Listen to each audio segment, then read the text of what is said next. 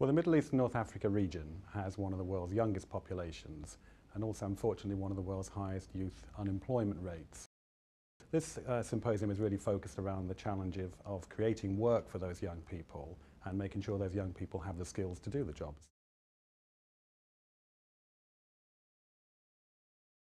All the experience globally and in the region is pointing to the fact that success through working with governments is one of the really key things the British Council can do.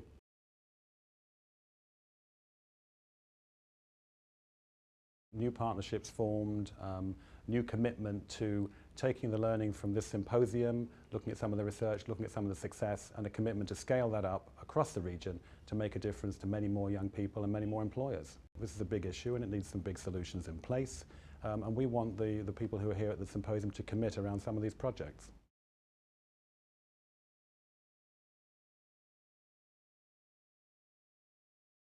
الشباب العربي النهارده بيعدي في مرحلة انتقالية وأثبت إن هو شباب متحمس، شباب عنده نظرة بعيدة، عنده رؤية شاملة وعنده شهادات، ولكن ينقصه يمكن بعض المهارات. دورنا إحنا إن إحنا نشجعه على إنه يكتسب هذه المهارات.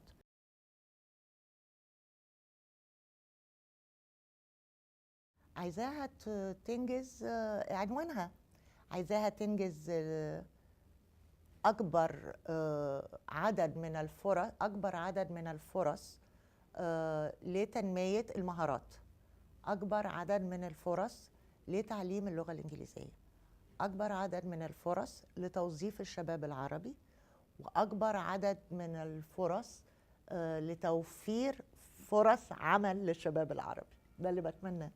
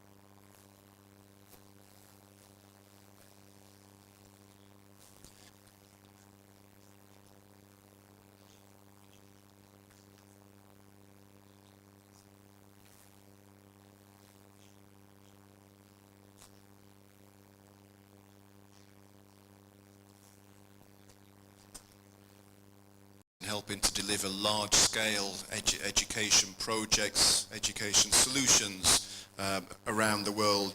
This session is about connecting the dots, qualifications for employability, and David will be talking about the key role that qualifications play in connecting the supply and demand and preparing people for the workplace. So very pleased to hand over to David. Lovely, thank you. I've heard a lot of very interesting things at this the last few days. I'm going to say sitting down if that's all right. That's okay. So a lot of ideas, and actually when you speak at the end of a conference, the trouble is, of course, a whole lot of things have been said, but nonetheless, nobody's talked about my grandmother, and I thought I should start with my grandmother. My grandmother told me that I talk far too much. Okay, she told me many other things, it has to be said, but one of the things she told me was that I speak too much. And also my watch is broken. So Philip, it's your job to keep me on track, okay? You don't wear a watch. Sorry, this presentation is already cancelled. Sorry, it's all gone wrong. Okay, so you're going to keep me on the straight and narrow. Okay, very good. So, as Philip says, I work for Pearson Qualifications International.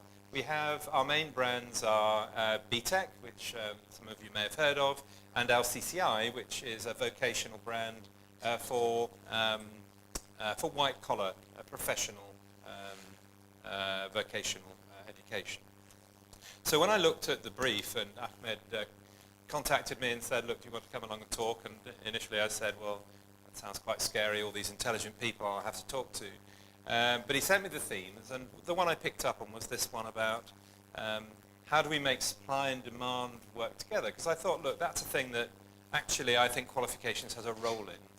So what I thought I'd like to do is talk about why I think qualifications has a role, but also what's the vision for qualifications that will really help give opportunities for young people. What do we have to do in order to achieve that? What's our vision? How do we do that? And then what I wanted to do is pose you some questions, because I'd like to know from you how well qualifications are working in the Arab world, how well they're doing the job that we outline here. So that's what I'm going to talk about. I won't mention the grandmother again.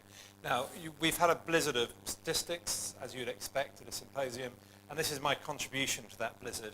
I'm sure I could pick any number of different slides. This is around the point I think we've made many times during the conference that there is a large youth unemployment issue that we have, which is particularly acute in the Arab world, excuse me, particularly when you look at underemployment as well as unemployment. But I think the only point I wanted to make out of this slide is that this is a global challenge. It's not, the Arab world is not alone in this. This is a problem which is being faced all around the world. And therefore I think I'd argue that we also need to think around the world about what the solutions to those challenges are. And I think, as the point has been made many times, it's about a collaborative response.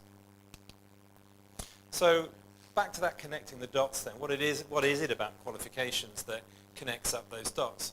Now, I was speaking to somebody from the US recently, and I was talking about qualifications as though he would understand what I meant, and he said, what's qualification? So for clarity of purpose, I thought I would describe, make sure we're talking about the same thing here. A qualification isn't simply about certification. It's not simply about the assessment, though that's the thing we think about, that's the outcome. It's very much about understanding the tasks, the jobs, representing that in terms of content and curriculum, assessment criteria, learning outcomes, to make sure that there's a complete support document around a particular thing, a particular area that you want to qualify, you want to certify. I think qualifications have a role here in employability of tying together that collaborative group that we've talked about as being so essential to employment. So, if I start with the learner, which is after all the object of all of this work that we're doing together, learners need to feel confident that they have real job opportunities at the end of it. They're going to spend any period of time studying, maybe from a few weeks to maybe even a couple of years. What's going to happen at the end of that? They need to have absolute confidence, and we have a responsibility to make sure that when they get to the end of that, they can do something with that qualification. There's also a lot of confidence is a key word because that's also what we need for the employers. Employers need to be confident when somebody comes to them with a certificate that they know what they can do and that they can do what they say they can do. So the reliability of that certificate is absolutely crucial. Government need to set standards, and I think we've talked a lot here about the importance of policy, of setting priorities in government, of setting standards. The point I want to make about that is that government has a role here, and we have a role in creating qualifications that meet government standards, that meet with government priorities. So once again, I think qualifications can sit in the middle of that process. And finally, training providers, what we do in qualifications is interpret tasks, requirements around tasks and assessment, and interpret NOS, and make sure there's content around that NOS, make sure the assessment criteria is clear, that the assessment approach is clear, so that training providers can put inspiring, engaging training around those qualifications. So I think my argument is that qualifications has a role here in bringing together, interpreting the needs of employers, making sure those are clearly represented in terms of content and level and certification, that learners can progress, and that government are satisfied that we meet the standards that they set. A couple of points I'd make about that is that international practice, I think, is important. The broader we're able to get recognition for qualifications, the greater opportunity they have. So many conversations we have in India, for example, talk about the fact that they want to progress purely onto a job. They want to do a training course, get a job. Qualifications give that learner the opportunity to look more broadly than a single job, to look around an industry. Recognition is absolutely crucial in this. Without recognition, a qualification is just a piece of paper. A certificate means nothing. So it has to be recognized. And for us, that's critical to making sure that we offer opportunities to young people by giving them that progression. So how are we going to do this? What's our plan, as it were? And I thought before I did that, I thought I'd set some questions for you, and hopefully you'll respond. If you don't, that's fine. Ask me different questions. But I'd like to know from you about how well, in your experience, employers and other stakeholders are being engaged in qualification design. How you think learners are being served by qualifications. Have you got the qualifications you need? Are they doing what they ought to do? And what can we do together? What do we need to do as an awarding organisation to create more effective qualifications that work better? So I'm going to try and paint a vision of how we at Pearson think we need to provide better qualifications and qualifications that provide progression in employability. But I thought I'd start by talking about some research we did called Effective Education for Employment a few years ago. It's still very relevant, I think, to give some context. The research was with about 2,000 organisations, stakeholders, employers, government, training providers, learners. Without going through all the detail, there were a few conclusions. Because I think we've talked a lot about, I think somebody here was talking about the 5 pillars of a successful education system. The points that came really clearly out of this research were that a successful education system puts the learner at the heart of everything. You know, at the end of it, of all this talking we're doing, it's all about that learner and making sure they progress. And actually one of the things that we're becoming very aware of, that it's no longer good enough to think about the learner's success in terms of educational attainment.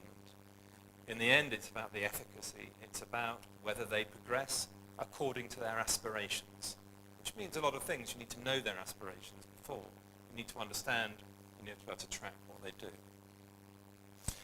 Successful systems recognize that education is an ecosystem, that all the stakeholders need to work together. So here I come to the problem of being at the end of the conference. I think that's one of the things that come really clearly out of this conference, is the complexity that we have to work together, we have to collaborate between all these parties to make it work.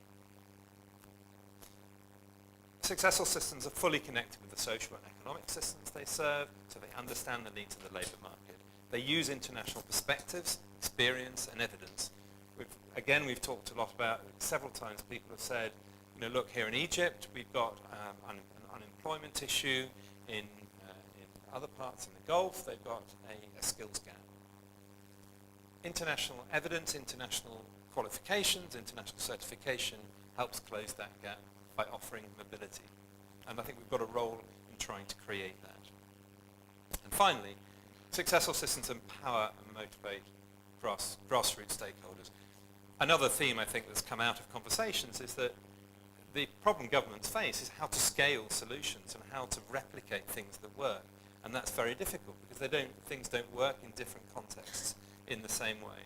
So how do you build that from the bottom up? So people like Bahrain Polytechnic are creating exciting courses that motivate their students. The social entrepreneurs are working to support the system.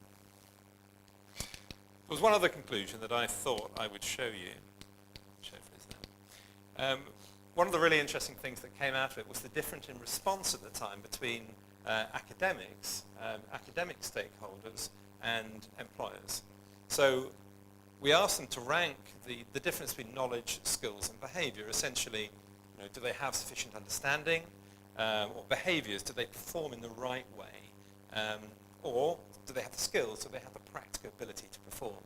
And this is how they ranked them. So at the top, most important was knowledge. Second most important was skills. Third was behaviors. When we looked at what the employers said, probably no guesses for recognizing what they said. Absolutely the other way up. Behaviors, most important skills, knowledge, and I guess it depends on the sector you're in and the kind of industry. You don't want a doctor who doesn't know things but is a really nice guy. So it will depend on the sector. But I think that was very much tied into everything we said at this conference. That's what's important. So a vision for qualifications, world-class qualifications that really work. Our view is that they need to reflect the local social and economic context. I think we've talked about that a lot. That they're developed closely with stakeholders. And again, I'm repeating what everybody else has said. I apologise. They therefore reflect the real needs of employers, and if anybody can spot the typo, they get a prize later from Philip, not from me. They embed employability, behaviours and skills as well as knowledge. Now, so I was in a session here with the Egyptian Banking Institute. Zenon was talking about the importance of embedding skills within the context of the task, which is a really interesting discussion. So how do we make qualifications that really embed those skills and those behaviours? But that there's a match to international frameworks, that we're looking at frameworks and meta-frameworks to make sure there is an understanding that gives greater mobility to students. Many learners do want to move outside their own country. So that's all important because they need to be relevant. So local social and economic context is crucial to make sure we engage learners because they know what they learn leads to something. There's a point to it all that they can see and recognise. That they're reliable. Again, get to that point about confidence. Employers need to have that confidence that people have the skills they say they have and that it's portable. They can move. So we develop something as we develop our qualifications, we recognise they have to be robust, they have to meet those principles. And we developed something called world-class qualifications. I doubt we're alone in this, but we decided we really needed to think about what it is a qualification needs to do. What principle does every qualification need to follow? So we set up a panel of international experts on that basis that we have to look at best practice around the world. So we have experts from Hong Kong, from the US, from Singapore, from the Arab world, from the UK. And they look at every qualification we do. And they look at them according to these four basic principles that every qualification needs to meet. They need to be demanding. So we need to look around the world. International benchmarking is a simple phrase and actually a very complicated thing because those international standards don't really exist. But we have to benchmark against what other jurisdictions are doing. The assessment tasks have to be challenging. We need to make sure that the right type of assessment for the particular type of task, but they need to challenge, they need to stretch, they need to extend. They need to encourage deep learning. So teaching to the test is something that we talk about a lot and is a problem. We need to find ways of encouraging people to think around the problem, to have wider learning opportunities. Sometimes that's in the qualification, sometimes it's in the support around it, but that's an important principle. So that's one principle. They need to be demanding. Second, they need to be rigorous. They need to be reliable and valid assessment. They need to set high standards. employers need to be confident the knowledge and skills and competences are absolutely there in the certification. They need to be inclusive. So we need to provide opportunities for a wide range of students and allow a wide range of students to make progress. We shouldn't be focusing on just one particular set, or those high achievers, or indeed just those low achievers. One of the problems we often come up against is extending gifted and talented students, and how you do that is a problem in the same way as low performance. Finally, they need to be engaging. So they need to be authentic. They need to be about real tasks, real jobs, real issues, real skills. They need to embed those 21st century competences, which we'll come to in a minute. And crucially, out of the most crucial thing they need to make, they ensure progression. I can do something with this learning. So those are the principles that we embed in all our qualifications. Which kind of, the second point I wanted to make about how we improve our qualifications and help people progress is about embedding those employability skills. And again, I think people have talked better than I will about what those employability skills mean. The way we looked at this, and the presenter who put all the individual skills up, wouldn't disagree with all of that. What we've said to ourselves is, in effect, there are 4 different types of these skills and competences. There are core academic competences. You need maths, you need literacy, numeracy, ICT, essentially. There are occupational competences, and again, you were talking about that kind of thing in your presentation, that there are specific occupational competencies which must be embedded in all the job roles. Then there are personal and social capabilities, what you need to do to perform effectively in a working environment, how you interact with people, or how you work at meetings. Then I think actually the one that often gets forgotten a little bit, although somebody did mention it yesterday, is there are transition competencies. If you're going to get a job, you need to understand how to network. You need to understand how to look for a job. Some of the amazing information about, in somebody's presentation, about students not knowing how to look for a job and expecting a job for them. That's a key critical skill. So these are the types of competencies that we think are important to embed in qualifications or embed in the learning program somehow around those qualifications.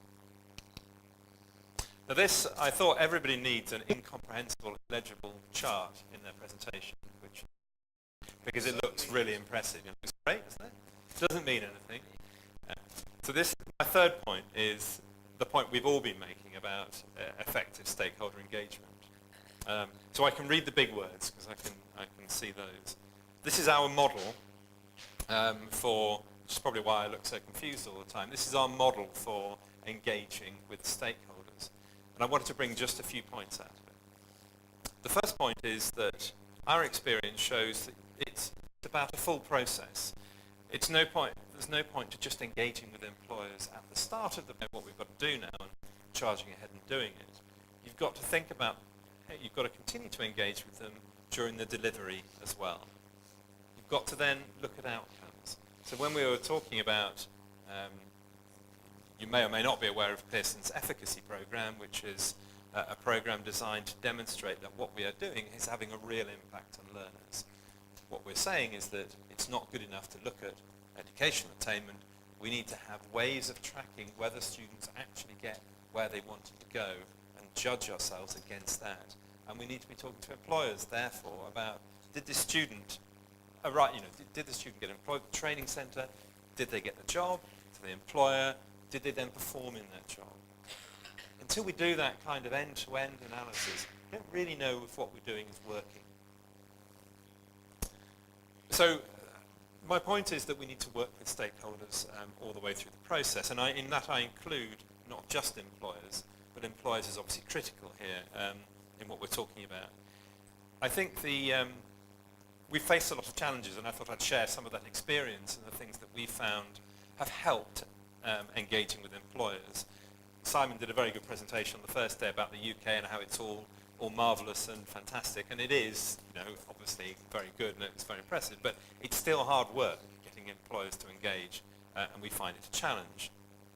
And we find that the key things that we need to remember is, firstly, clarity of purpose. You know, why are you engaging with this stakeholder, whether it be an employer or government or whatever? Why are you doing that and communicating that really clearly? The second is about diversity. Large corporates are used to this. They, to a degree, they will engage. Small SMEs is really hard, and you have to make sure that you've got that proper diversity. Otherwise, you don't get a genuine qualification. And I think the third point I'd mention is sustaining a network. So once again, it's no use going out and talking to employers and doing a bit of work and then designing your qualification and great, that's done. What you've got to do is maintain a network, and you've got to feed back into that network. So what happened to that qualification? What did we do with the information you gave us? Why did that change the design of the qualification? What's happening to the learners going through this program? You need to build a partnership and a relationship over a long-term period. So those are the three things that I wanted to highlight about the way that we look at qualifications, and I then wanted to talk about a few case studies about how we've done that and how we've worked with employers. There were three I wanted to mention, draw some things out of them. The first is the Egyptian Banking Institute, working together to look at a particular set of programs for a particular set of tasks, co-develop the modules together, and putting programs around that. So I think we provided an e-portfolio, as I remember, some teacher support material, because we can often be in danger as an awarding organisation of just thinking about the qualification. Obviously, the qualification is just one part of it. I happen to think it's critical, and it holds things together. Nonetheless, it's just one part of what you're doing. The second one was more of a question, actually, both for us and for you, actually. So we've talked about the need to embed employability skills, but when I talked about those four blobs of employability, it's going to travel. There are some generic skills. There are some academic competences. There are some generic soft skills, which really are going to be applicable to every job, or at least in some way they will be applicable to every job. So we're running a pilot study at the moment in the UAE. It's not a government project. We're working together with some employers and a training provider. And the challenge they set us was that they needed a reliable standard. They needed to know that if somebody said to them, look, I've got English language, I'm competent in IT, that they had a standard that they could use and they could rely on. So what we're doing there is we're agreeing their content. What is it? What are these competencies that are critical and generic? Talking to educators and employers about that. A training provider actually has worked with us to get some government funding as we run this pilot project. The benefits, we think, are about reducing risk of employment. It's about giving the learner a greater opportunity because they understand what their local employers need. They've got evidence of all that skills development they've done around, which sometimes can be difficult to unpick from a subject-based qualification. So that's a project we're doing at the moment. And the last one was again here in Egypt, the Almira Technical Cluster in Cairo. And I think the point I wanted to make about this was again about the need for collaboration between lots of different parties. That's about tying up different schools at different stages. And in the centre of that, as part of that, sits the BTEC qualification that they then take. And as far as EFIC is concerned, we know that 98% of employment of graduates have then gone on to employment. And as we said before, that's got to be a key measure. So that's pretty much it. I thought I'd summarise. Have I done on time? You haven't been looking, have you? I glanced once Did you? twice. I did glance. Yeah, we've just got a few minutes for questions. Fine, okay. So if I just summarise very quickly, I think the points I'm trying to make is that vocational education is an ecosystem. To deliver value, you need collaboration. We think qualifications have a central role in that, in bringing the different parties together and deliver real value. They must reflect both international standards or best practice qualifications, but they must also allow the introduction of local context. Otherwise, they feel irrelevant and don't motivate. And they must balance that focus between knowledge, skills, and behaviour. So, I put some questions up there just in the, if we all went quiet, but you don't need to answer that. You can ask me any question you like, as long as it's not about my haircut, which I didn't have last weekend and really should have done, or my grandmother. You should have listened to your grandmother. Should I? Yeah. Yes. Can I invite questions from the floor, either David's questions or even your own?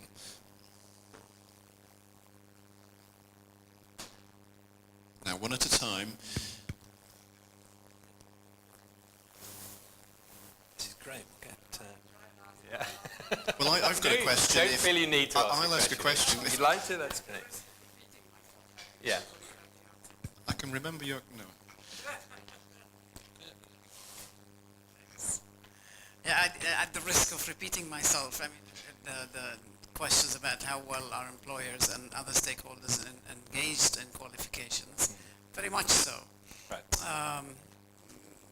I don't know whether I mentioned this earlier or not, but we have something called curriculum advisory committees at my institution, and they consist of members of the industry and members of staff, academic staff at the Polytechnic. And they meet a minimum of twice a semester or 4 times a year. And they actually drive the curriculum. We take issues to them, and they bring issues to us, and they tell us what is required and what is needed.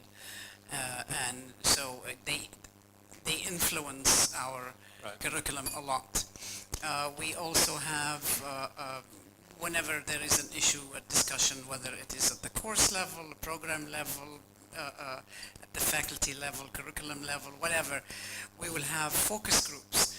I mean, even when we revised our mission and vision, we had focus groups from a variety of group of people, and a lot of, one of those focus groups was actually people from the industry. So they're very, very much involved. I mean, to respond on that, I think we found, a good training centre because of their links with industry. You know that they talk, they send their students out for placements or whatever they do. They've got a really good understanding. They know their catchment area. They know what industries they're involved in. And actually for us as a awarding organisation, very often our best way to employers is through training centres because of those links you've got. So. And another thing that we do, which is rather interesting, is that one of the requirements in all our programs is a component called work placement and industry projects. And the students have to spend 4 months full-time working with an industry, and they work on problems that are identified by the industry. They're real-life problems that the industry, they're issues that the industry wants answers to, and it could be one student working on them, or 5 or 30. It all depends on the scale of the problem.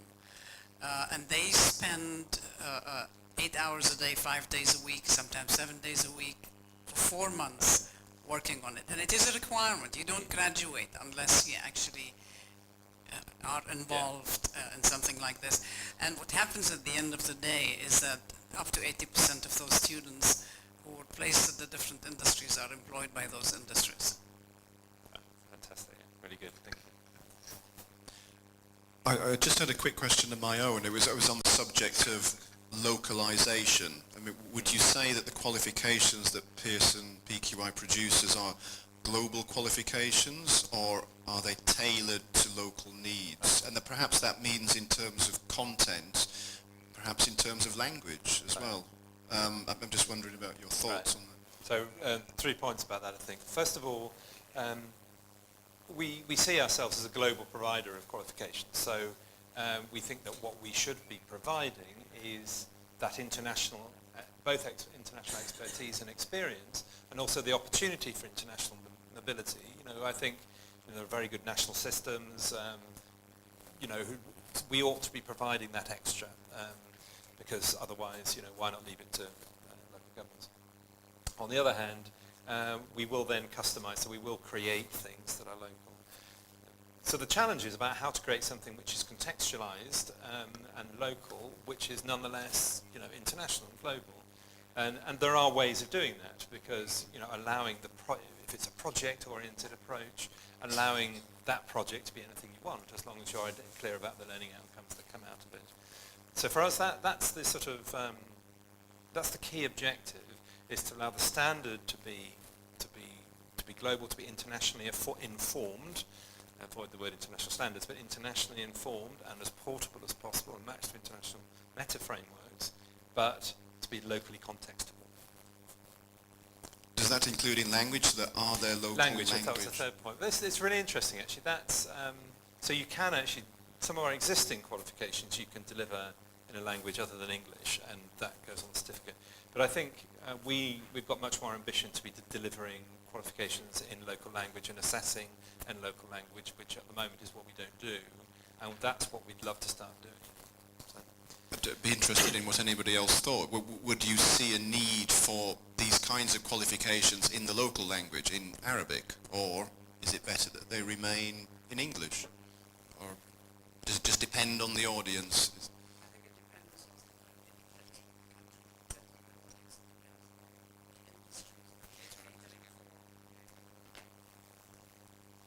I think it depends on the industry and depends on the industry you're trying to cater for. If there is a demand for them to in Arabic, by all means, absolutely. I think there are some places where we've been talking about the value of English and the need for English, and there are some places where that's absolutely embedded. That fascinating presentation, that we had yesterday was really in that panel discussion about how important that is, whether it's actually part of the competence or not. But anyway, so there are some where English language is a important part of what you want to do, but there are other where the progression is going to be, where actually it's the language, the literacy level in the local language is as much of an issue as the knowledge of English language.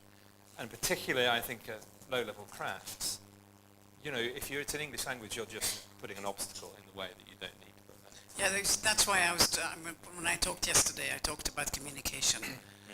I did not talk about English language, because what matters is, being able to communicate in whatever language it is that you're talking about that is required by the industry or where you live.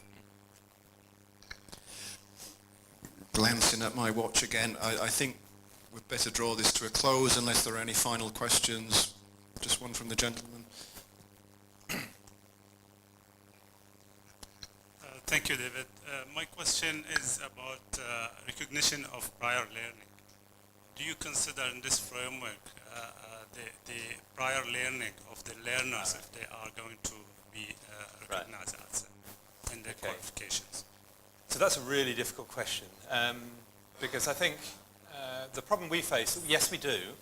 I think the problem we face is about how you put a system about recognition of prior learning. So all our qualifications will have the rules around recognizing prior learning,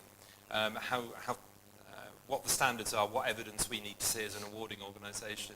But in the end, recognition of prior learning is a very, very individual thing, and we rely on training providers to gather that evidence together with the learner. So we provide the route to do it, but there's no system, I think. We can't independently run a system that we rely on working with the training provider to do that. But incidentally, I think that's really important, because especially if you're looking at informal learning and things where it's been done outside of a college system or whatever, it's really important that people don't be demotivated, that all that stuff they can do, they have to go through all over again. The audience seems to be growing the longer you go on, so you must be doing something. Yes, the word is spreading. Let's draw that to a close. Thank you very much, David. We really appreciate you coming here to talk to us about the qualifications. Thank you very much, and thank you all for attending.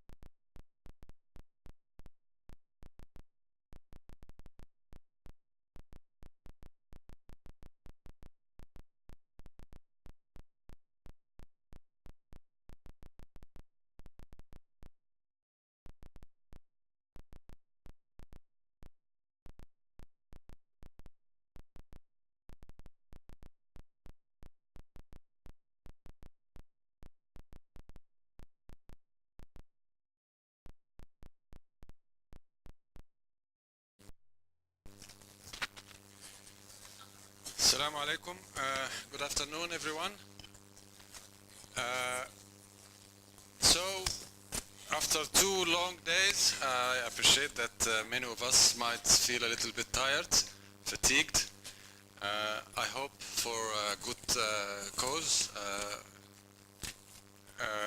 Allow me to introduce myself once again. My name is Yosri Foda, and I have the pleasure of moderating this last session. And I'm proud that I have a distinguished panel. You've probably come to either listen or talk. He is the Executive Director of the UK Commission for Employment and Skills in the UK. He will be talking to us about engaging employers in developing skills and employability in the UK as an example. Next to him, we have Dr. Hanan, Khalifa, North Africa region at the British Council. He will be trying to sum up what he thinks was the best about this symposium, and we will be looking forward with him and everybody else on the panel. Please, all of my panelists, you have a maximum of 5 minutes. We'll start with Christine. Okay, good evening. Privilege of being on this panel. I will not repeat my my input from this afternoon, because this is when I was speaking about the ILO tools and approaches. It's very challenging actually to be on this panel and sum up what we've been hearing, because we already see good partnerships in place, but we have heard about a lot of challenges that still require a lot of further work. So I would just like to point to a few that from the ILO point of view are probably the most important ones. If we'd like to improve employability for all and opportunities for decent jobs in the region. So when we as ILO operate in a country, we always operate in a tripartite way, meaning we work with governments, employers, and workers. And so the capacity of these 3 actors is key to work together. So we need strong who voice their interests, who represent interests of the business community first and foremost, and we need workers representatives who are engaged in debates about what skills need to be provided to whom, and there is also their role is also in motivating workers to continue learning. Okay, so that's on the social dialogue part, and there's still a lot to be done in the region. When we work on youth employment, we always need to work on the supply, the demand, and the matching. Meaning that when we work on the supply, we need to think of providing the right skills, of providing quality skills, but also of guiding youth right. And one big challenge in the region is that career guidance services are really underdeveloped. Guidance early on in education, informing, but really motivating people to explore careers, and then strengthening the services for career counseling after educational system. Last point, maybe just to highlight. We call it the 3 rungs of the ladder in terms of skills, and that's getting in into work, getting on at work, and moving up. And moving up is around moving up the value chain as a business and using skills to drive productivity inside businesses. And that's quite sophisticated. That's about high performance working inside businesses. So when you're talking the language of business, those are the sorts of things that businesses are particularly concerned about. So having a big challenge ourselves, and some of the things that we're doing about that are, first of all, recommendations from the Commission around the importance of better quality work experience.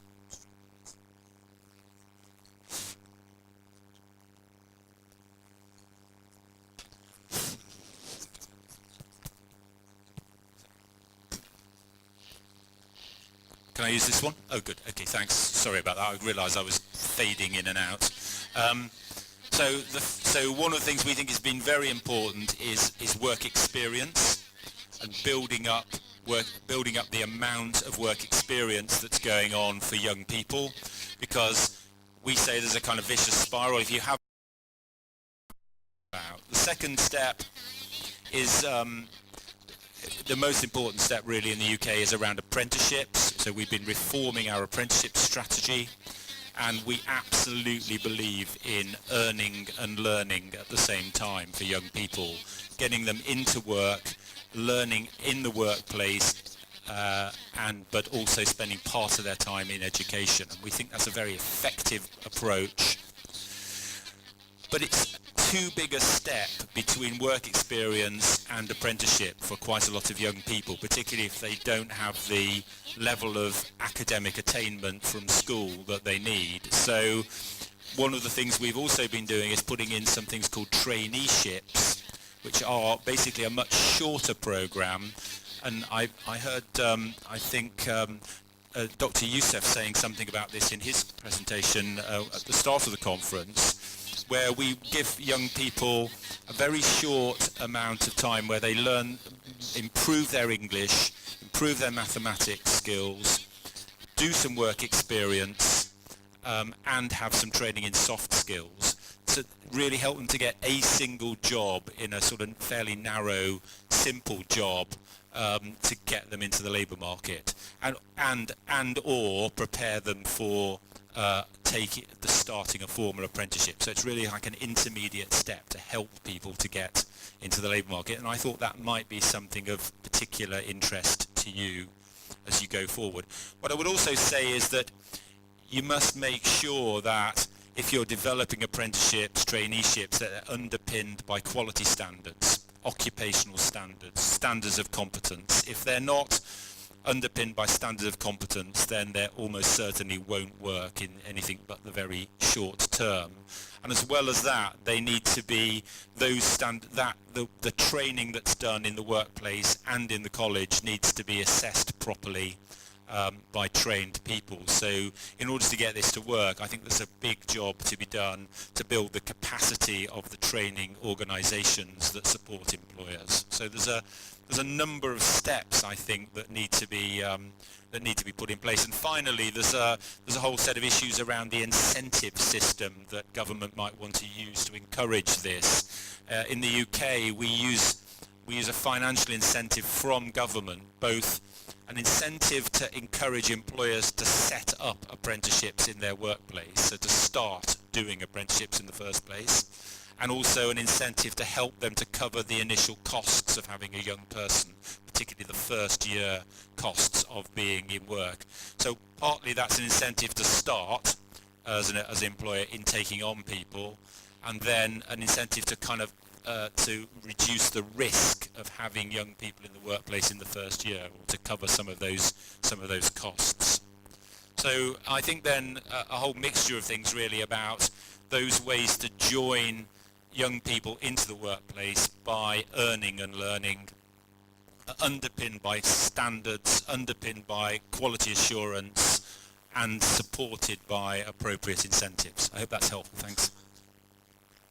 Thank you so much, Simon Perryman. And now to a serious researcher who you... And good evening, because I started by saying Sabah al-Khair, good morning, and bonjour. I'm going to focus on the way forward, part of this panel. And what I would like to stress is, I think, what I would like to say are 4 key messages. One, I think that it is a belief that we should have a belief in following an evidence-based approach to decision making. It's one thing to say, yes, we're going to collect evidence, yes, we're going to do research, and then it's another actually to follow it and implement it. Another thing that stuck in my mind, and thanks to our Moroccan colleague, your question this morning, and how vast and varied Morocco is. No one size fits all policy. We cannot say that, okay, let's take a look at the Danish experience, let's take a look at the German experience, let's take a look at the UK experience, and then let's mix and match. And I think that sometimes it could lead to a downfall. So what we need to think of is fitness for purpose. The third message that I would like to give out is, again, look at an integrated solution. So we cannot just look at one part of the problem and try and solve it without looking at and creating conditions for success, looking at enabling conditions, trying to anticipate as much as possible the challenges that are lying ahead and how we can address these challenges. And that's all that I have to say. Thank you. Thank you so much, Dr. Hanan Khalifa. And now to Adrian Chadwick, OBE, the Regional Director of the Middle East and North Africa at the British Council, who would like to focus, I hope, on the outcome, as far as he is concerned, of this symposium as we close it down through this session and look ahead as well. So Chadwick, please go ahead. Thank you, Yosri. Just before I start, let me, if I may, just update you with some social media statistics. Before I walked into this room, we'd had 1.8 million people across the region in the UK checking in to see what we were doing, and 2.8 million page impressions across Twitter, Facebook and Instagram. So it's good to know that there's 100 or so people in the room who think this is an important issue, and there's so far 1.8 million people with us across the region who also think it's an important issue. So well done, everyone. Yeah, what I'm going to do is I'll try not to take too long on this because I want to leave time for discussion. I think it's very important. But a few reflections on what I've heard and the discussion so far, and then the beginnings of conversation about some of the stuff going forward. I think very helpfully, I think we all began really focusing on implementation and solutions and what's working. So I congratulate everyone in the room for taking as given a lot of the kind of baseline data and statistics. I think with a short period of time it's very important that we move straight into talking about what we were doing to try and address those issues. In the very final breakout session I attended, Michael Crowther said one of the things that really struck him was the sheer complexity of this issue. And actually I think it's important to acknowledge that there's just so much going on here. There's so much involved. There's 17 different countries in the region. There's a whole lot of stakeholders. There's a lot of complex issues. So it's very, very complex. One of the challenges we set out at the start was how do we get the pace and the scale? And I think Dr. Hanan just referenced that one as well. We had some examples. I'll talk about some in a moment, but I think the pace and scale is a critical one. Bill Malcolm from City and Guilds from the UK, many delegates in the region talked about the fact we don't have too much time on this one. The sheer numbers of young people looking to us and others to provide them with the skills to work. The strategy was an interesting one, which of course we had strategy from right the way across the region. And one of the interesting things is that probably every country in the region has strategies, probably plural strategies for different bits of this process, belonging with different bits of government, employer, different ministries and so on. And I think, as colleagues here have just mentioned, trying to move towards a holistic solution is a big challenge, but very important. Employer engagement ran right the way through all of the discussions this week. We had examples from across the region, from Libya trying to look at a holistic employer engagement strategy. Simon Perryman from the UK, everybody in the room talked about that. This idea of skills being embedded and how embedded. We had colleagues in Bahrain and right the way across saying, well, yeah, okay, do we have similar sets of skills which are embedded? Do people know they're embedded? Do the learners know that actually inside this curriculum skills are embedded for a good reason? Do employers know that? Do parents know that? So actually drawing out and becoming quite explicit about this, I think, is quite important. Focus not just on the first job, which again has been talked about on the panel here. It's not just about getting somebody into the first job.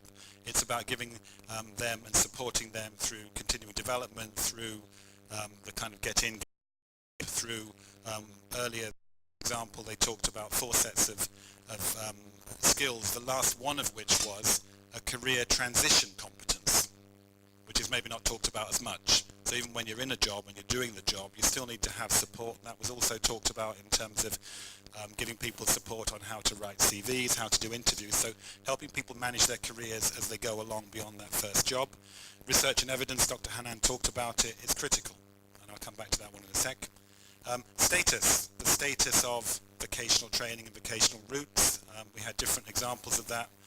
My favourite quote was 98% of people think vocational training is a good idea for somebody else's children, which was attributed, I believe, to Matt Anderson. I'm looking that way, he's not acknowledging, but I think, yeah, he's okay, he's waved back, so it must have been his. So there's still this status challenge that we have to work to overcome. And also pathways, having kind of clearly understood pathways which attract young people. We heard about digital, and obviously when you talk about scale, digital is important. We heard examples from Morocco and elsewhere across the region about blended, and that blended does seem to be delivering success where self-study, working on your own, is much less successful. And we had a conversation about English, which was interesting. Is there evidence to support 2 ideas, that it helps people's individual economic prospects and that it helps their country's economy? There seemed to be a consensus that it does, but there was some conversation around that.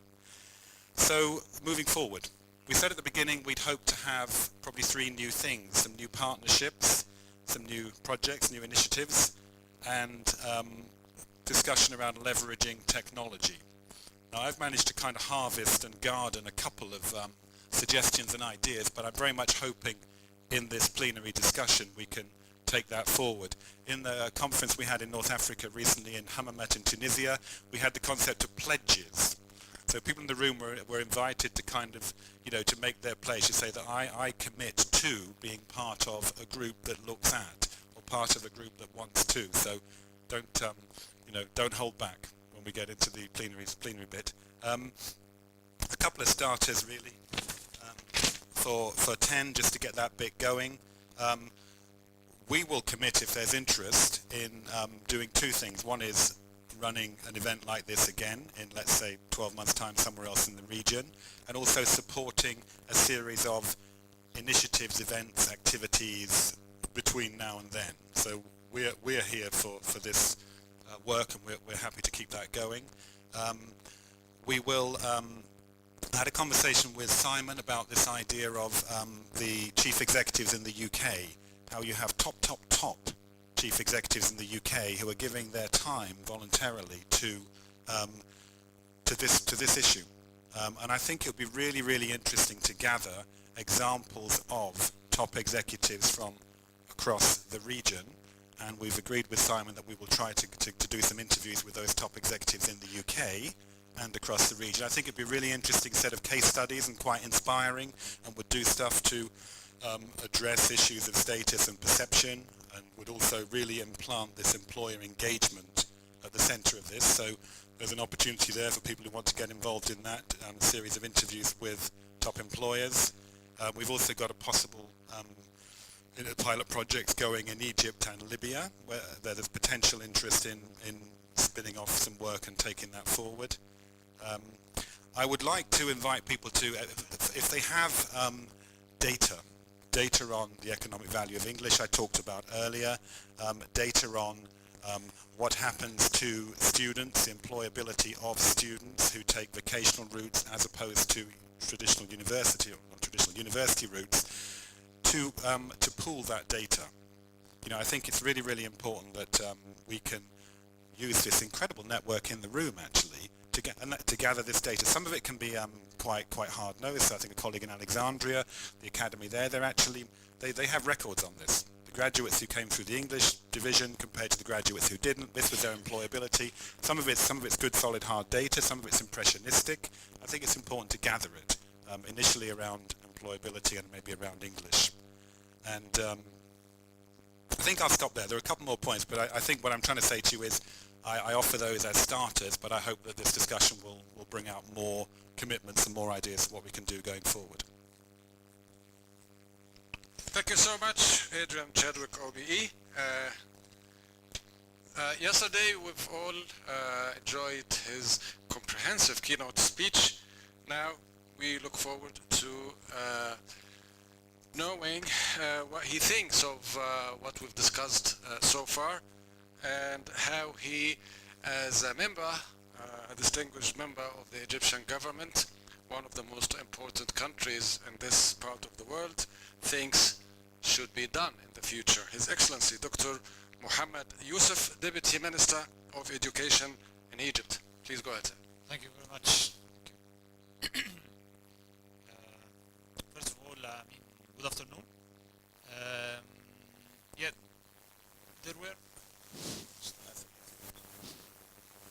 there were lots of issues that has been discussed in this conference, and lots of ideas.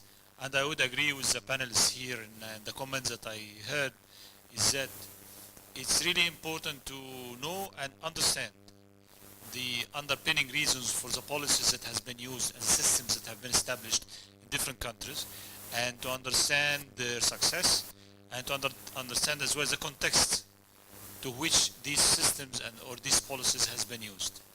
So such an understanding would enable anybody or somebody who would know a bit of his work to develop his own customized system.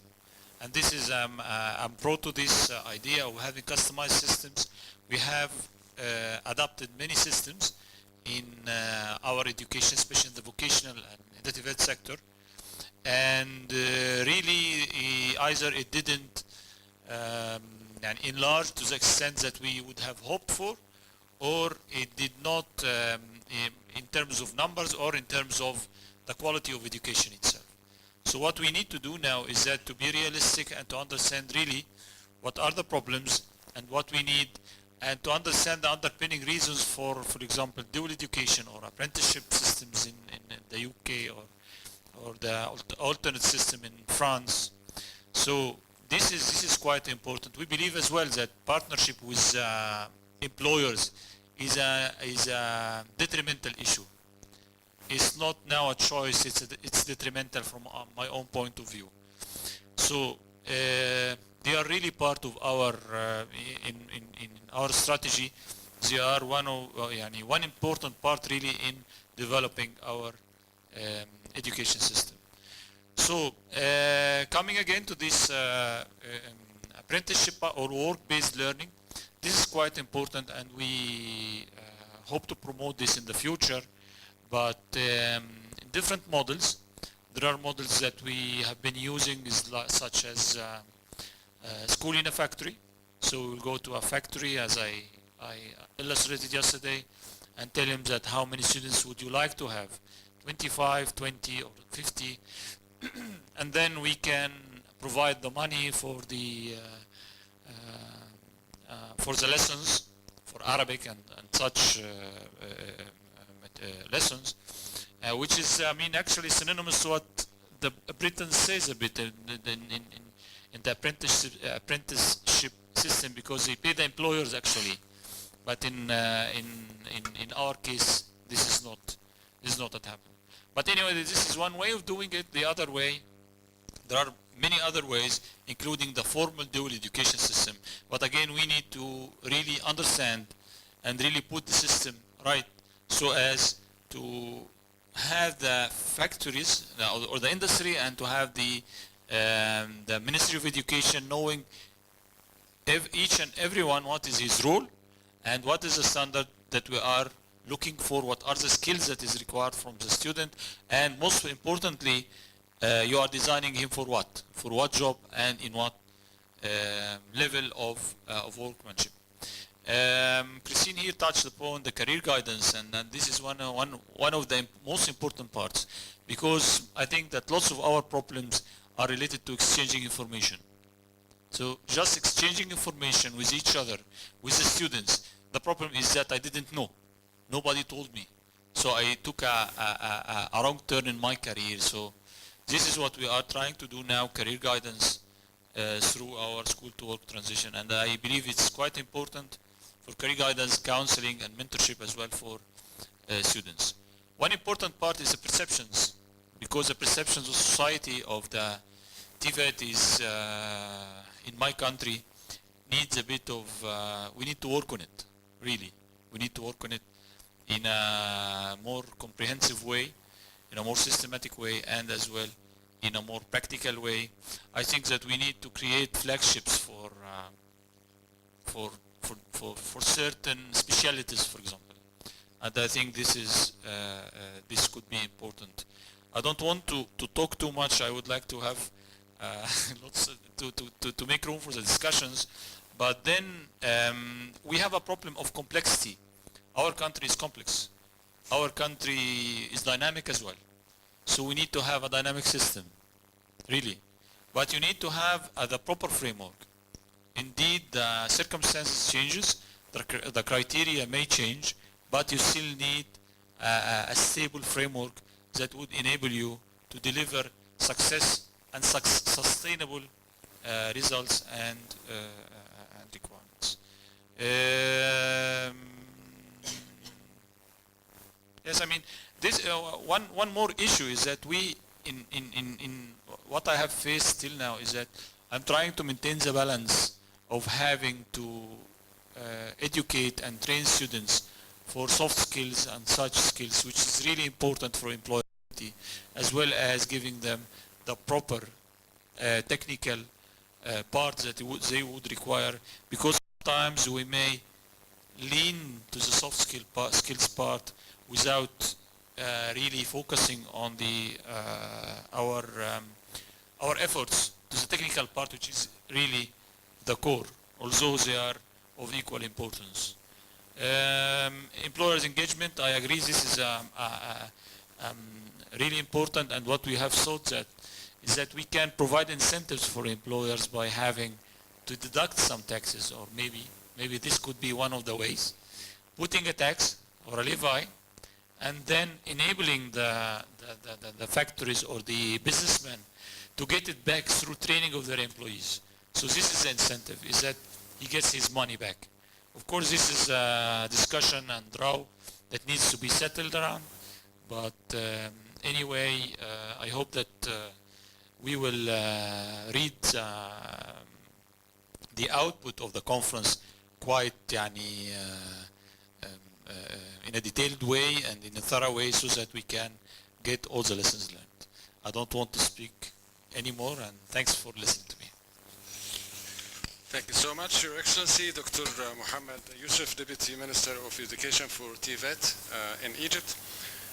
We will open the floor for any questions or remarks, comments. Before this, I'd like to throw one or two questions of my own. But before I throw them, I'd like to draw the attention of everybody in this room to a little fact that you might find interesting or otherwise about this very room where we sit now. This very room belongs to history now, because some 2.5 years ago, the vast majority of Egyptians, in my opinion, found themselves caught in between just before the first free presidential elections, caught between choosing between what they saw as the Islamists coming ahead with all force and what they called al-fulul, coming back again to steal the revolution. At the time, some of the liberal and secular forces,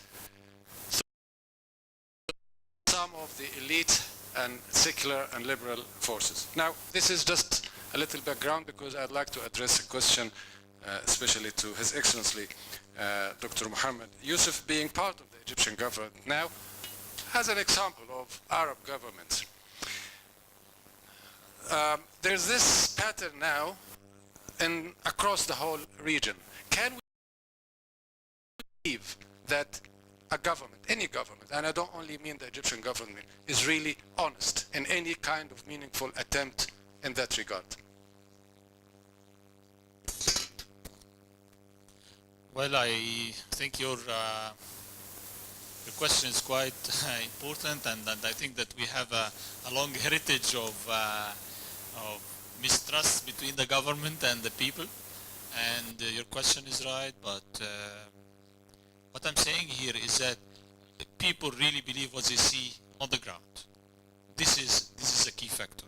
I mean, I can speak all the way, but the most important thing is that when you go to the school, for example, you find it right. And what in my own way, and I think this is a way of even the Prime Minister's plan, and I'm quite frank with that.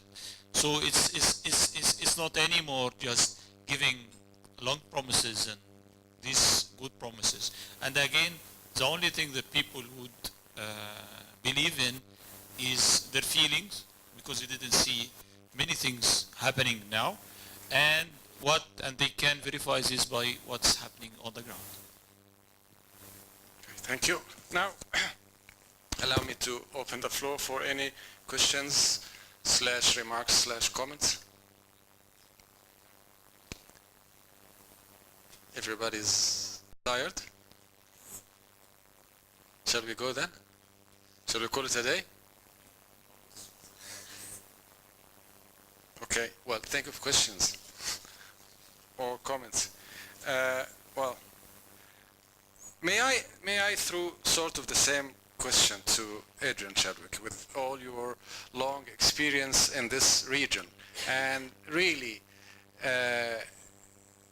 knowing how polarized Arab society is now in most of the Arab countries, if not all. Any of the suggestions or proposals that have resulted from this proposal can actually be implemented?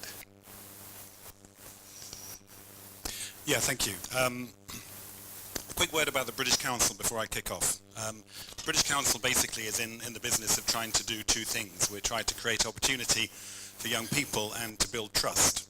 And I think to a certain extent what we're talking about will not succeed everywhere. We look at the region's going through very, very difficult times. But everything that the British Council does in Middle East and North Africa is directly related to this single issue, actually.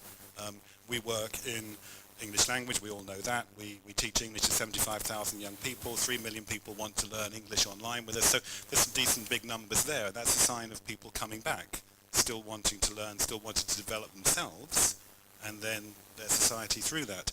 We do a lot of work with civil society. You know, in North Africa, 80,000 young people have taken part in debating project called Young Arab Voices with the Anna Lindh Foundation.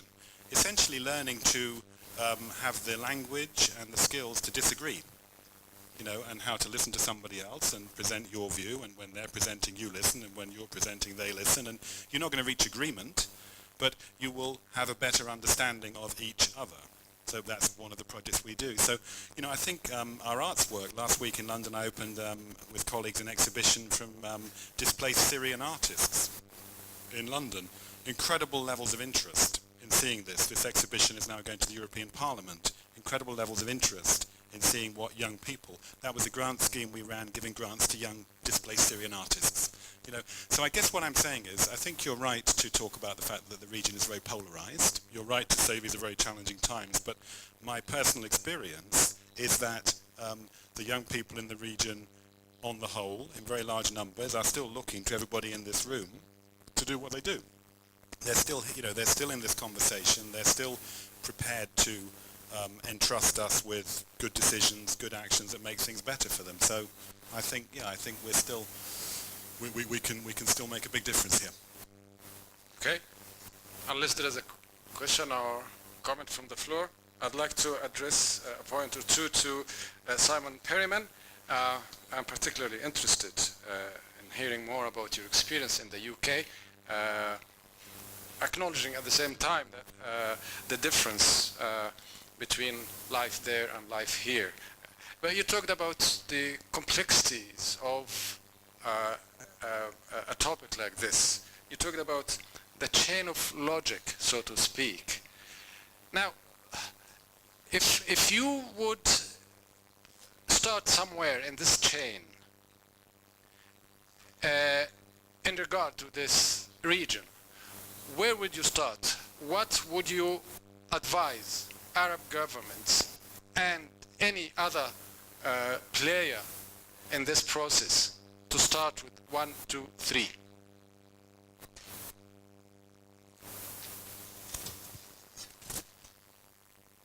Okay, I'll have a go at that. I'm only talking really now about employer engagement because that's what I do.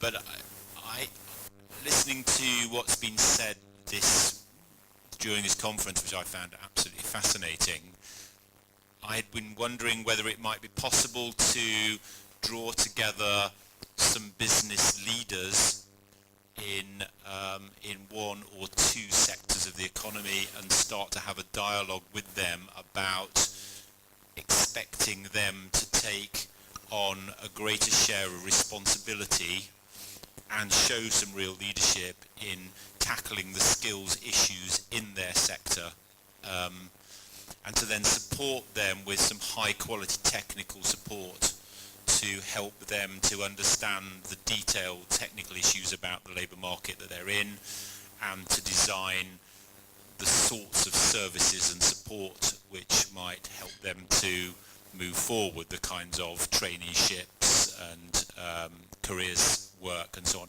What's been really interesting in the UK is we used to have an approach where we try to work with everybody all of the time on a kind of universal basis, and when you try and work with everybody, you find that nothing really quite works. So we now have an approach which is much more about seeking to invest in leadership wherever it's strongest. So we place our bets with the people who are most committed to stepping forward to work with us. So that leads to a slightly more uneven pattern.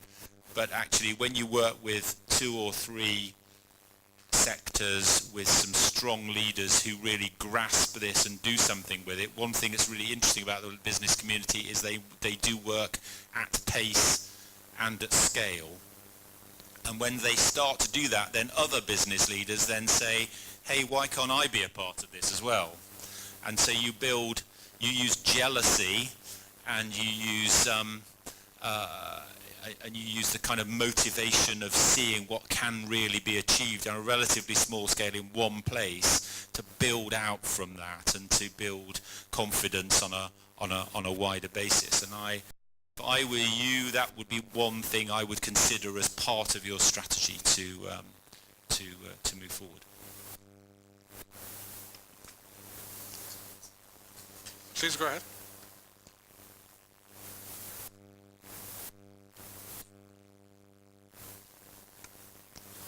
Thank you for this kind of discussion, and thank you all the audience, and thank you for the British Council and Arab League for inviting us for this kind of symposium for 2 days, and a very condensed one, and I think we all shared and learned lots of stuff.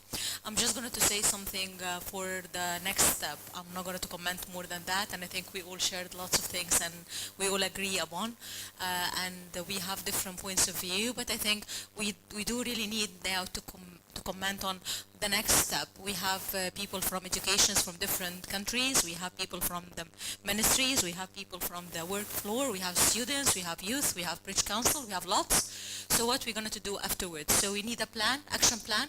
Let's be very positive upon that. Action plan, and every single person sitting in such room and all other people that you said they are sharing, we can talk about projects, activities, duties, responsibilities to be delivered, and you might make it and send it to us by email, and every person choose something to participate to, and then we'll meet again and say we did whatever, and this would be a very good start after all. So just a suggestion from my point. Thank you so much. So next step, action plan. Dr. Hanan Khalifa, would you like to take a go on this? Yes, I can do that remotely.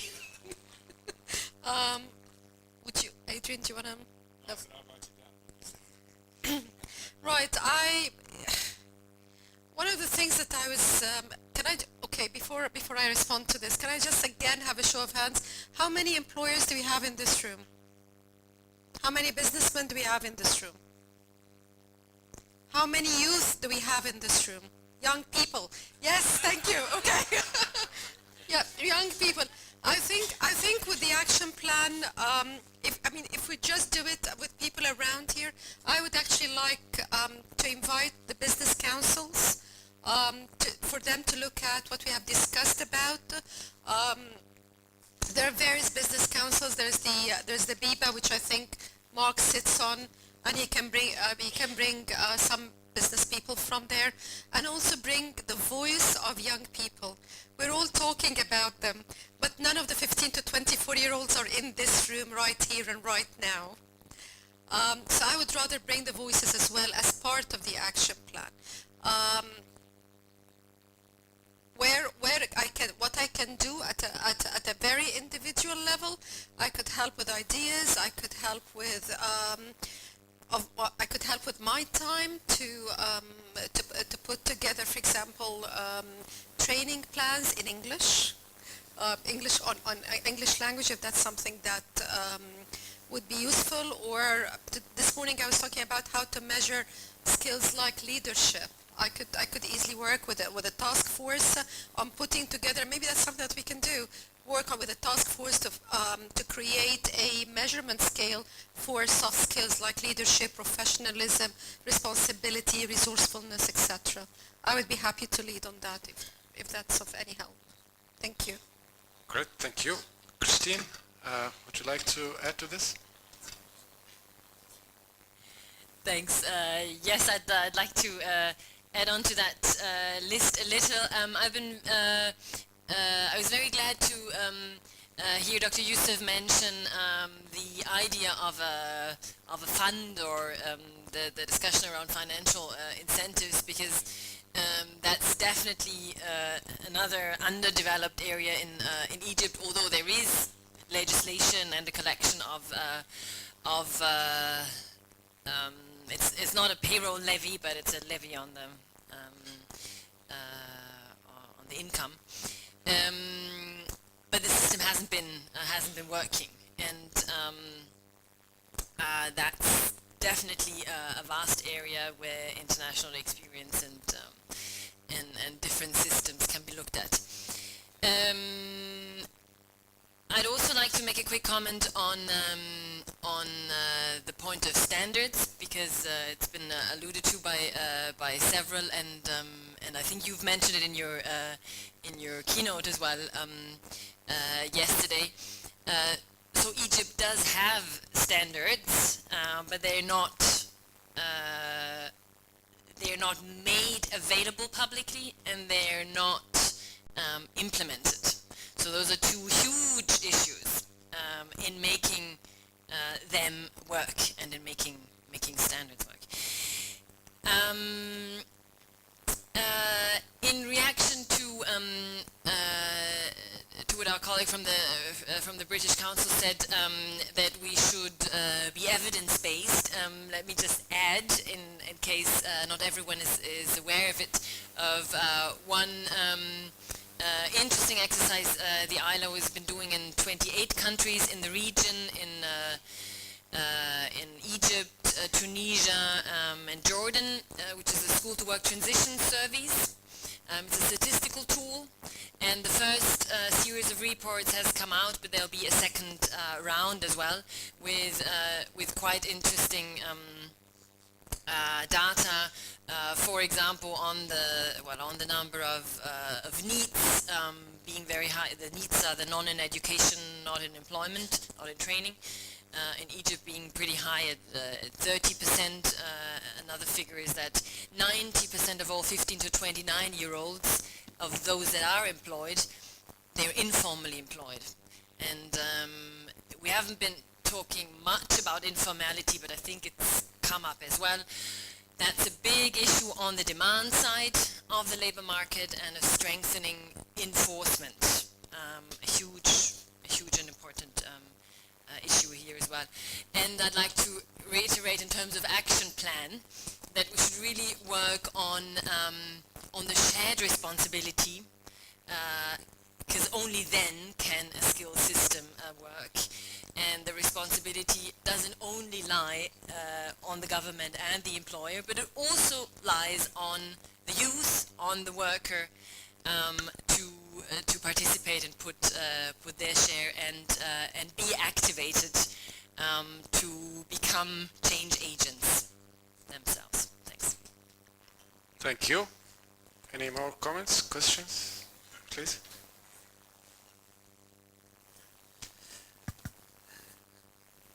شكرا.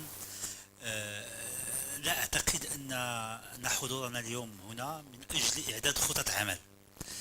نحن حضرنا اليوم هنا من أجل تبادل الرأي حول موضوع مشترك لكل دولة، لكل بلد فيه سياسات خاصة. هناك مقاربات مختلفة حتى داخل نفس كل دولة بين القطاع الصناعي والجامعيين والحكومات إلى غير ذلك. هناك حصاد مهم، عدد من الأفكار تم تبادلها خلال هذه اليومين سوف نرجع بها كل منا إلى دياره. للأسف لم نتكلم كثيرا عن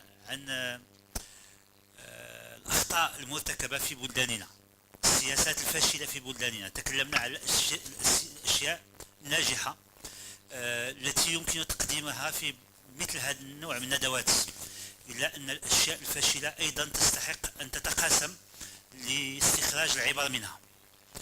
بالرجوع إلى بلداننا ربما هناك مطلوب أن خطط العمل ستنجز مع شركاء محليين، من بينهم بكل تأكيد في كل هذه البلدان المجلس الثقافي البريطاني، ولكن أيضا منظمات أخرى.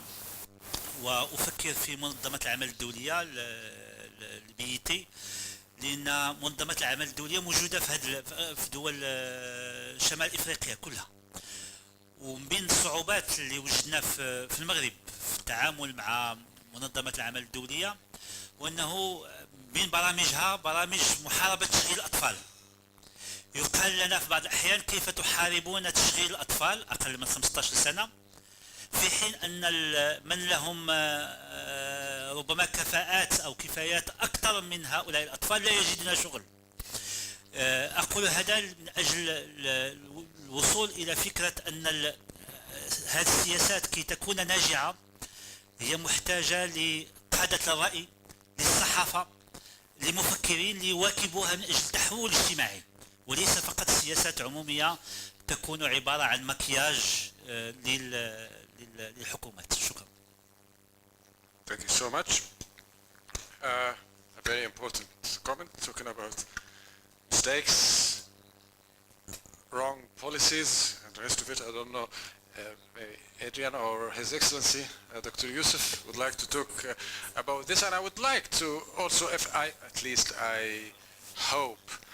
hope that he would touch on the issue of the fact that we don't even know the percentage of actual unemployment in a country like Egypt. Some people say it's about 13%, others say it's about 25%, and we're not talking about the so-called masked unemployment within the governmental sector, for instance, where estimates say it's about 6 million people work within the government. So please go ahead, sir.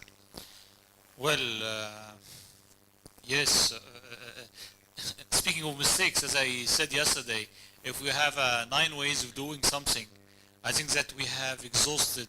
We have, like, you know what, there is this approach in solving problems in mathematics, which is called by elimination.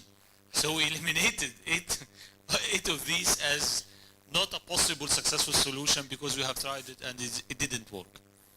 Yes, I mean, the very first thing that we need to do is to understand why it didn't work and not to readdress it again. Yes?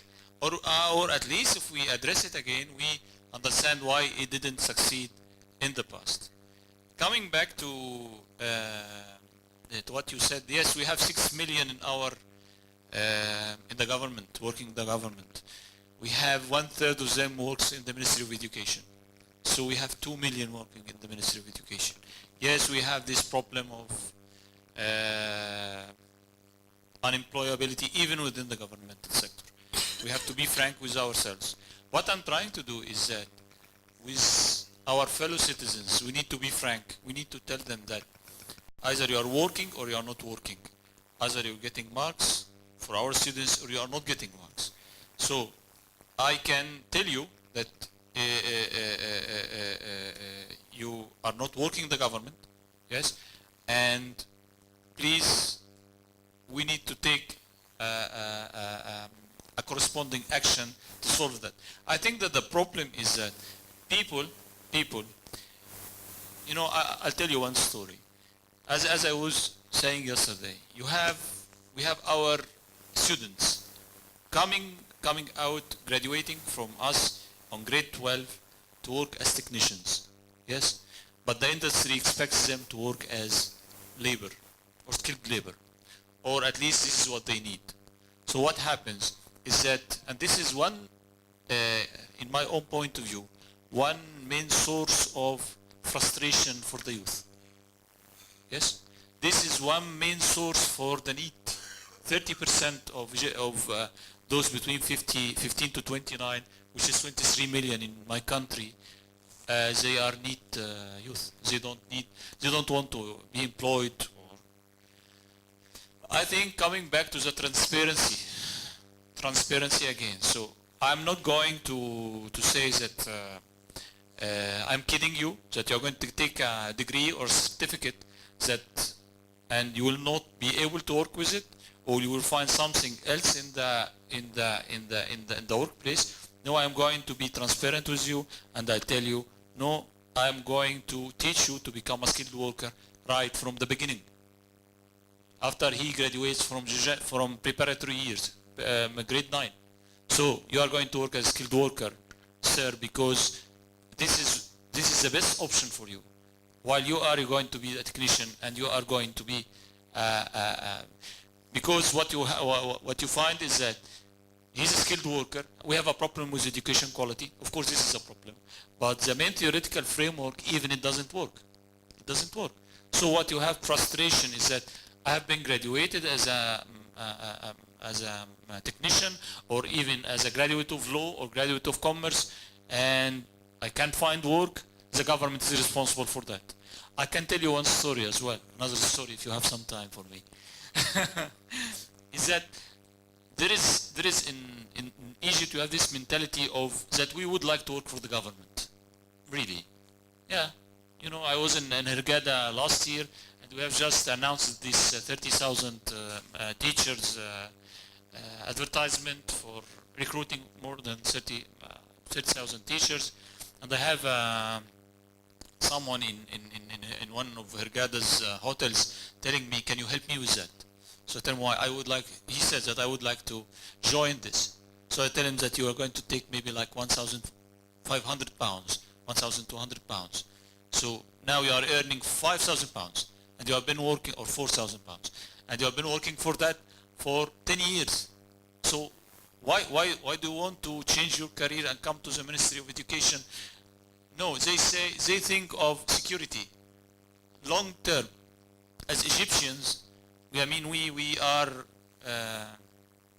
we have the Nile, we have the flood. But he also knows, I'm sorry to interrupt here, but he also knows that he will get whatever it is, 1,200 Egyptian pounds or 1,500 Egyptian for free. He won't have to work.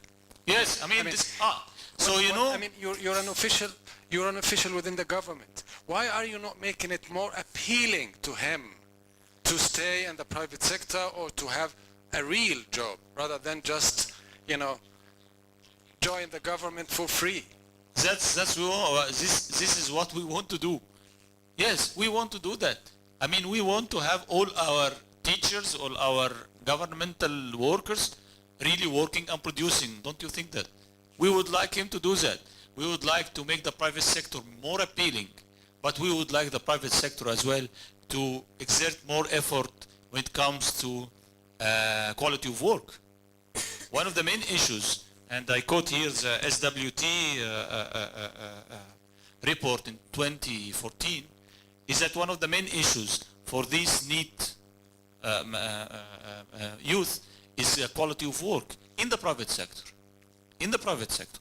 So now this is one part whereby we would have to focus on. One more quick comment is about logic. Logic is an important issue. I quote the President Sisi when he said that logic, I mean someone was telling him something about teachers in the teachers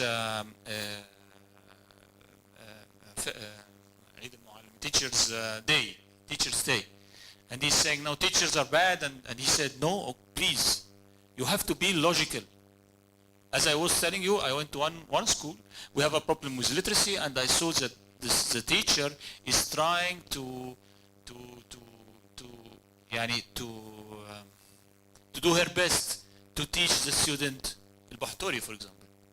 So this is not an enabling environment. This is not logical. So you have to be logical.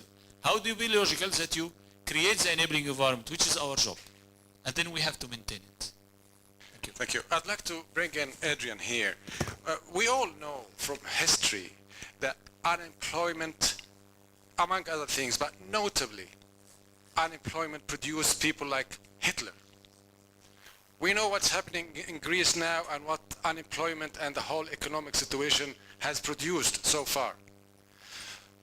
I assume that the British Council, the rest of the world, will have a stake at addressing this issue and addressing it honestly with all the players in the region and notably Arab governments. How would you do this aggressively and to the point, because we, after all, we all live in one world? I'll start with this and we'll see if it gets to the point of the question. All countries, the United Kingdom is no different, it seems to me, want three things. They want security, they want prosperity, and they want influence. So I think, you know, if what you're saying is is the British Council utterly interconnected to what happens in the world? Yes, it is. And do we try to kind of reflect that in the way we deal with people? Yes, we do. So all that we do, a lot of the work we do is focused on UK security. And there's a recognition that helping young people to develop the skills, the work skills, soft skills, English language skills to get themselves a better future will ultimately benefit the UK's security. So, you know, what we do is anchored back into the real world. Sometimes it's prosperity. Sometimes the work we do is supporting UK companies to develop business in markets overseas. And some of what we do is to help the UK's influence. So I think what I'm saying is I think that we do recognize that. I think we do live in that world. And I think what the British Council does is we say that you know, countries have different ways of doing things. They have diplomats, they have armies, and they have cultural relations organizations. And we're quite clear that although what we do contributes to that in a big way, you know, we are independent. And we do it because we believe in the intrinsic value of long-term relationships with young people and giving them skills, although we're conscious of the other benefits. Does that kind of answer what you were saying? Yeah? Okay, I'm afraid we've run out of time. Yosri, can I just make one? I'm here on the panel. I just want to make one comment, and I'm not sure how far people in this room are aware of this. Tunisia, and I'm gonna speak to our Tunisian colleagues. They do not have a stigma attached to vocational and technical qualifications in the same way that Egyptians do. So in Tunisia, a plumber can marry somebody with a PhD. They have no problems with this. You don't have this in Egypt, at least. So it's, again, how do we get there? Why is Tunisia different from us? And I know we have 7,000 years of history. So it's something that we need to get into and really look into why is this the case in Tunisia? That to me was quite a surprise. Another thing, in the UK, for example, that's not something, that would be normal. I have a Cambridge colleague who got all of his degrees from Cambridge. He's a physicist. He decided, it's not going to get me money. I'm going to go and get retrained as a Corgi, which he does gas. It's like, is it like a gas electrician? He does gas meters, okay? And he's earning much more than he could have earned with his PhD in physics. So again, learning from that. Going back to what you're saying about Matthew, about yes, it could be other people, kids, but not mine. Thank you. I'm sorry to have taken your time. No, not at all. But I just wanted to say to your question, you know, the thing that keeps societies working and continues to engage their populations, you know, education is absolutely at the heart of that. You know, the work that you do, the work that we do together is absolutely central to a successful, thriving economy and a successful society. And, you know, I think we sometimes kind of forget how important our role is in that, and all the little tiny pieces that we play add up to something extremely important at the end of the day. So, you know, it's about education, it's about giving people opportunity in society, and it's about creating jobs that are valued by the people who are able to take them. So it's a complicated puzzle to work through, but one that I think we should continue to keep really pressing. Thank you. Thank you so much. I'll have to wrap it all up now.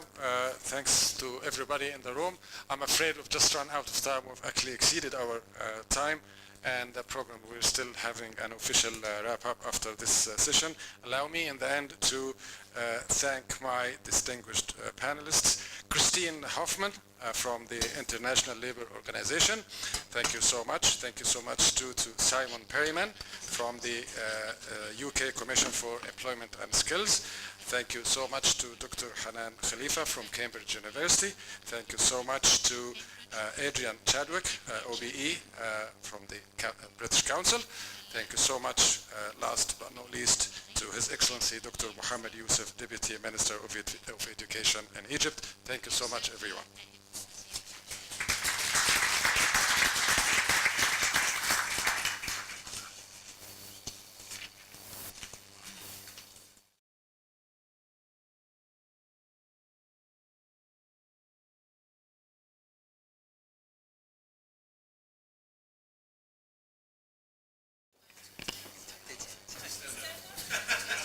مساء الخير. احنا طبعا مش هنطول عليكم خالص، بس انا حابه في النهايه ان انا انقل طبعا تحيات السفير بدر الدين علالي، الامين عام مساعد لقطاع الشؤون الاجتماعيه في جامعه الدول العربيه. هو طبعا كان نفسه يكون معانا دلوقتي، بس هو مش هيقدر عشان هو في مهمه في شرم الشيخ. وطبعا حابه ان انا احييكم جميعا. Thank the organizing team, of course, at the British Council and the League of Arab States, their partnership. Thank you very much for that. And I just remind you before we wrap up, please complete the evaluation forms, please, in your pack, and just leave it with anyone from the British Council or the registration form. Thank you very much, and see you on the next symposium, inshallah. Thank you.